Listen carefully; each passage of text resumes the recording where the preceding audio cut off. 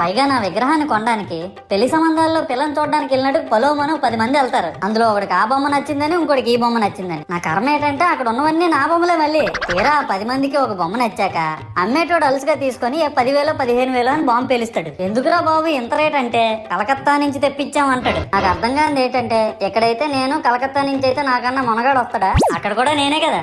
ఇలా నన్ను బజార్లో పెట్టి బేరం ఆడి నా మొహానికి ముసుగేసి వ్యాన్ ఎక్కిస్తారు. ఆ వ్యాన్ డ్రైవర్ గాడు నేనున్నానని కూడా చూడకుండా ఏదో ఆలోచించుకుంటూ డ్రైవ్ చేస్తా గతకల్లో గబ్బి గుబ్బి మన తించేసి నా కాల్లో చెయ్యి ఎరగొట్టేస్తాడు. ఈ విషయం చందాలు ఇచ్చిన చిన్నోళ్ళకి తెలిస్తే మళ్ళీ ఇరిగిపోయిన బొమ్మ పెట్టకూడదని ఏ బొమ్మ రాసి కవర్ చేసేస్తాడు. సరేలే జరిగిందేదో జరిగింది, నా భక్తులే కదా, కూల్ బ్రో అని చిల్లయ్యే లోపు నన్ను పందిర్లో పెట్టి ముసుగు తీసి నాకన్నా పొడుగుండే సౌండ్ బాక్సులు 2 నా చెవులు పక్కన పెట్టి డీజే గణేష్ బ్రో అని చెప్పి నా పాటలను కూనీ చేస్తారు. సరేలే పిల్లలు కదా, ఇప్పుడు కాకపోతే ఎప్పుడు ఎంజాయ్ చేస్తారు, కాసేపట్లో పూజ స్టార్ట్ చేస్తారని వెయిట్ చేస్తా ఉంటే ఆ 5 రూపాయల వ్రతకల్పన బుక్ చూస్తే